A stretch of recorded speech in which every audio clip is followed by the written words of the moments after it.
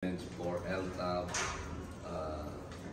firearms registration, and permit to carry firearms outside residence. So, the same approved resolution by the NAPOLCOM was already published netong March 1, 2024. Then the resolution will become effective by March 16 this year. Sir, ilang percent? Unahin po muna natin bakit nagtaas.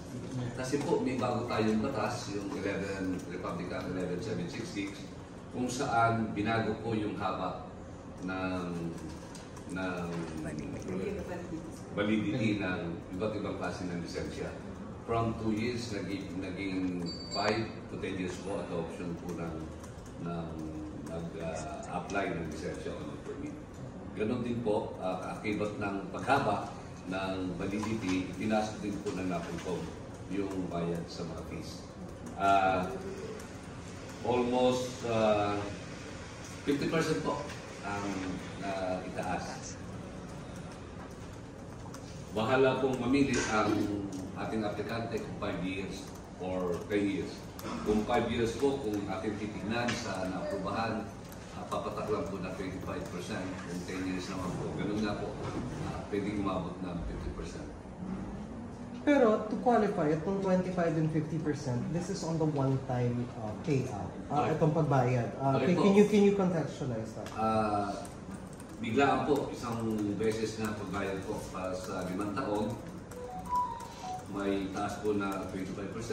Biglaan din po isang beses na bayaran para sa 10 taon para mas mahaba naman po ang duration.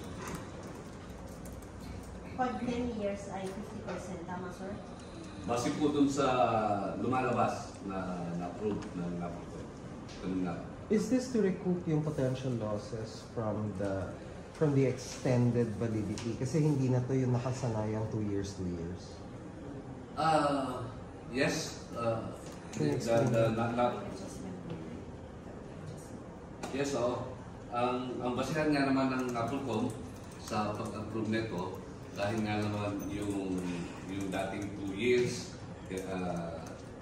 ganito lang yung amount, tapos hinabaan natin ng 10 years, ito po ang pinagbasihan nila ng pagtaas. Kung kukumputin nyo nga po, ganun din naman po, kaya lang mas mahaba po yung validity na binayaran nyo pong lisensya. At the end of the day, makikinabang po yung mga aplikante natin dahil for 10 years, hindi na po sila pabalik-balik para mag-renew ng kanilang lisensya. Sir, for context lang, ilang taon dati yung validity at ilan na yung validity ngayon na pwedeng gawing option ng dati? Dati po, ang license to own and possess firearms natin is 2 years. Ngayon po, dahil po sa bagong batas, Republic Act 11766, pinapili po ng batas ang nag-a-apply kung gusto niyang 5 taon o 10 taon ang validity ng lisensya. Sa permit to carry firearms naman po, outside residence, from 1 year, naging 2 years po. This is sir, anong convenience na rin para sa ating mga gun owners? Diba? Kasi kung dati every 2 years, mag-renew ka ng license. Ngayon, pwede may option ka every 5 years or every 10 years. Yes, ma'am. I think that's one of the intention of the framers of the law. Sir, yung registration, yung sa registration na Yes, ma'am. Included in the new schedule of fees are LTAP, permit to carry, and licenses for firearms. So, tatlo po sila. Pare-pareho na 25% at 50%. Depende Magkakaiba rin po ang firearms registration. Para sa small arm po, pag 5 years ang validity, 2,000 po. Kung 10 taon po, 4,000 po.